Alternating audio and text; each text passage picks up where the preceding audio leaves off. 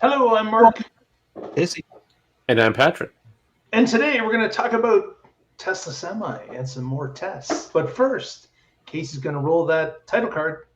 Yeah, I had an air horn button. I had to push it. No, it's the wrong air horn. It's like instead of so here we go.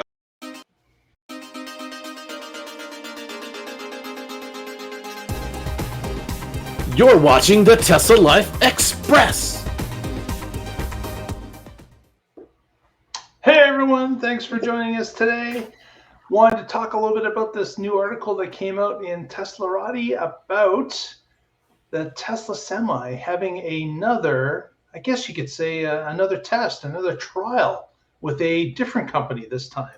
This time it was with Thorizon Corp, German company. Is that correct, Patrick? It was Germany, right? Yes, it is a German company. They're a conglomerate, and in the U.S. they have a big logistics company here. So supply chains, getting stuff where you need to just in time, which is exactly why you might want to use a TeslaSemi to help move some goods around. Exactly. Yeah. And this, of course, was done in California, even though it's a German company. And this company has worked with Tesla since 2015, so it's not a come by lately company. Tesla's been familiar with them because we've been using some of their products, of course, in supply chain since 2015. And Thorizon Corp had got put on a 3-week trial, and they traveled. It doesn't say with multiple or a single, but they did almost 5,000 miles in this test over 3 weeks. And get this, they call it was done in the winter. Now, of course, this is California winter. This isn't real winter, but okay, all right. Yeah. Winter time in California. Okay. So the test was done in the winter time in, I guess, mid California. Does it say in California? It says Altamont Pass, which is just east of San Francisco, and up in the passes though, it gets pretty cold. I mean, Mount Diablo is not too far from there, so it's right. So you've got that. You've got the, of course, the above sea level as you're going up these passes. It does get colder. You do get snow conditions often, whereas below in the valleys and such, you're not getting snow. So yes, with the altitude, you're getting cold, you're getting snow, you're getting adverse weather, and you're getting it sprung upon you kind of quickly too. So it is hazardous when it comes to that. But this company wanted to see how the vehicles were going to perform in real life conditions that, of course, they're experiencing every day with their job.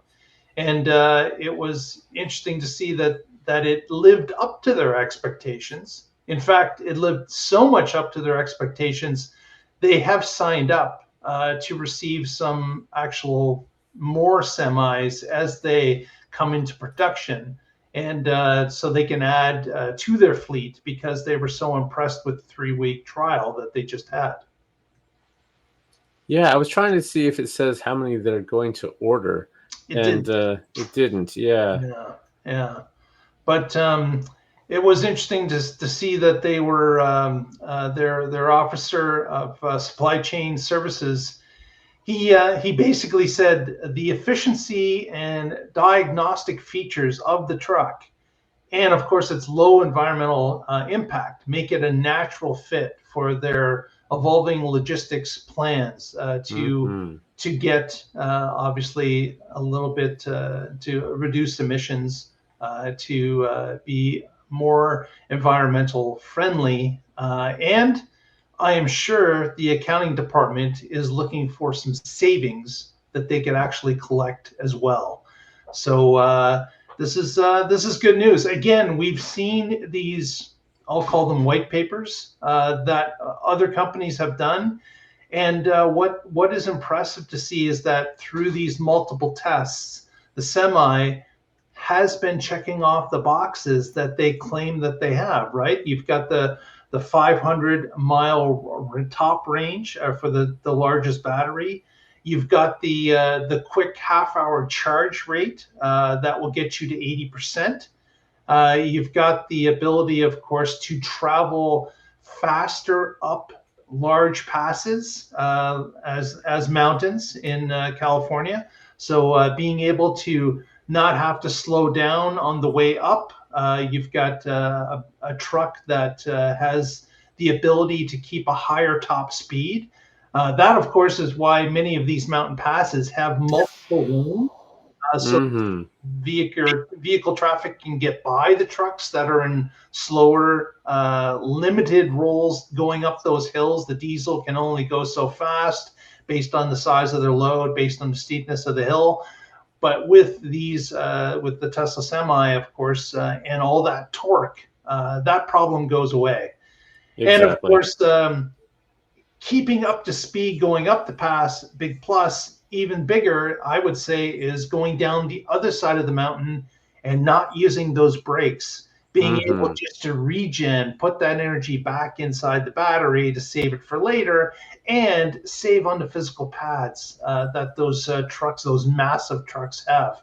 So that's another huge plus to the companies, because, of course, that's maintenance that you have to keep up on for fleets. And it makes a lot of sense. If you can use those parts less, you're going to be saving the company money hand over fist in operational dollars. Right. And you mentioned, emissions from fuel burning, but there's also when you're burning brake pads, that's releasing particulate matter, and that's not good for lungs. Yep, exactly. Monetary savings if you're not having to buy new brakes and replace them. So you're saving. Right. It's nice when things like that align, because when the financial incentives and the environmental incentives align, it's going to happen. Yeah. And then I wonder at this point if they have the one pedal driving, since they are basically an evolution of the Model 3 motors, where it can regen down to 0, and then in the cold, do they do blending, or if it gets wet or just maintenance time, do they just wipe the pads and the drums to make sure that that you're not having to rely on them when they're in a bad state because you never used them at all?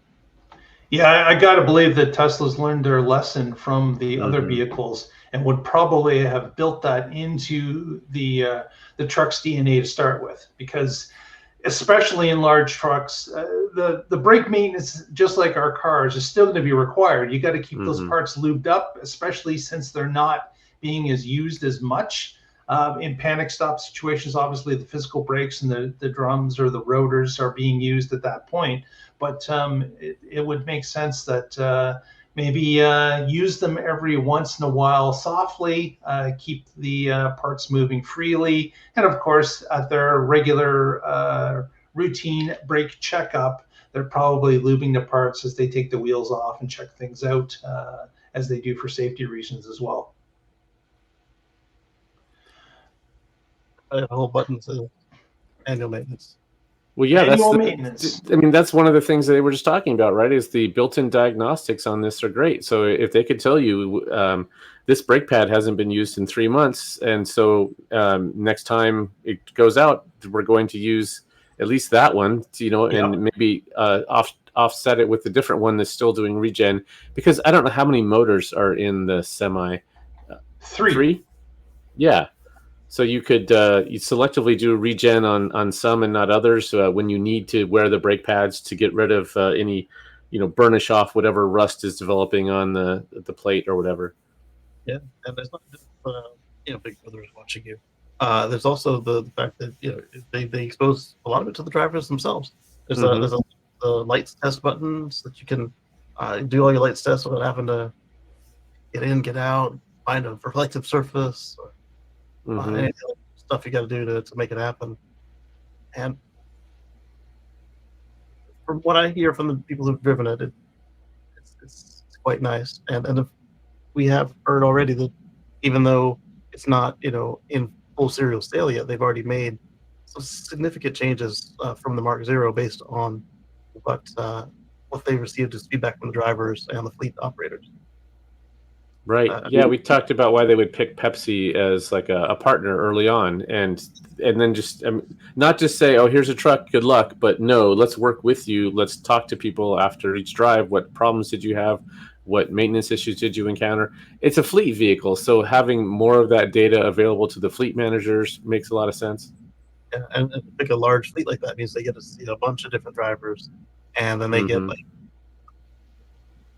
laser focused actual customer, so they can see both sides of it. Because when you're dealing with millions of dollars in fuel, uh, not just the product and the trucks themselves, but just in the fuel, there's huge incentive to make sure this is exactly what they wanted to order. Yeah, absolutely. Thorizon Corp also commented about as they were evaluating this vehicle in a 3-week trial, they were impressed by being able to monitor the vehicle's ability to reduce downtime, to enhance the delivery speed. We talked about that going up mountain passes, and of course, acceleration is another thing that they have ample amount of over diesel. And also offering greater real-time supply chain visibility. So the trucks connected to the internet, of course, allows them to keep tabs on the vehicles in a more direct way. And of course, it allows them to track these things like speed, the routes, overall efficiency for that day, that week, that month, whatever they want to break out the data into. And they've got all these abilities to crunch data that's just not available to them in other vehicles. Right. Yeah, when you're a logistics company, tracking stuff like that through your supply chain and delivery, and making sure that, okay, when it gets to this dock or port or wherever, they're ready to receive it. If you need it to move fast, you don't want it to be queued up. You want it to be able to know exactly when it's going to be there and be ready for it. First, connecting trips, or if you have perishables, you don't want them to arrive too late and be spoiled, and you don't want them to be arriving too late and miss the boat. Exactly. Miss the boat, you still wasted it. Something that may not be immediately perishable, it may not be at its freshest, or it might be to the point where now you've got to stack up or something. Yeah, nobody wants brown bananas. Absolutely. unless you're making muffins, there's no good thing that ever come from brown bananas. Just take it right to the banana bread factory because you're too late. Get out of here. But the other thing is that Tesla, of course, is got the semi factory, which is starting to ramp up. We're expecting the line will start to churn out probably the fourth quarter of this year, and then ramp up will happen in 2026.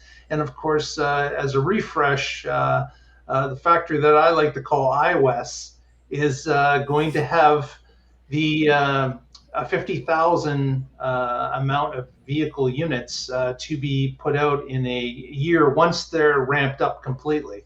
And that is a sizable chunk for the semi market as it exists today. But if more of these glowing tests and reports come out about how the vehicle is saving money, helping with logistics, saving time, all these things combined, I think fleet operators are going to be quick to pick that we want that in our next vehicle because it's going to save us time, money, and of course, if you can get both of those boxes checked off, the money, the money's just going to follow. And you're going to have certainly a big plus financially if you can get those boxes checked off.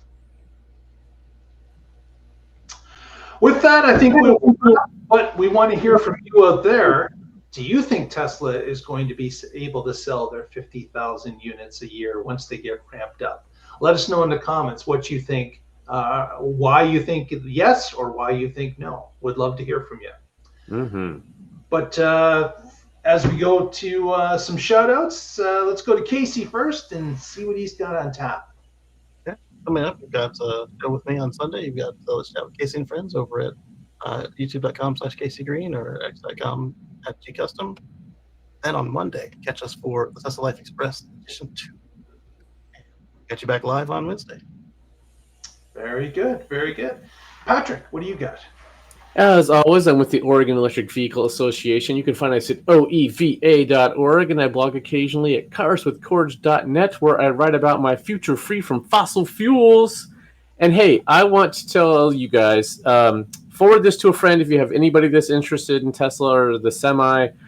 We need just 200 more followers on Mark's channel, and it would be really nice if you help us get there. Thanks. That'd be great. That'd be great. We would appreciate that. And of course, if you'd like to follow us through the week, you can also do this on our X feed at the Tesla Life. And we want to thank Lee Moon for the music we use every week. And with that, we'll catch up with you next time, and together we'll find out what's happening in the Tesla Life.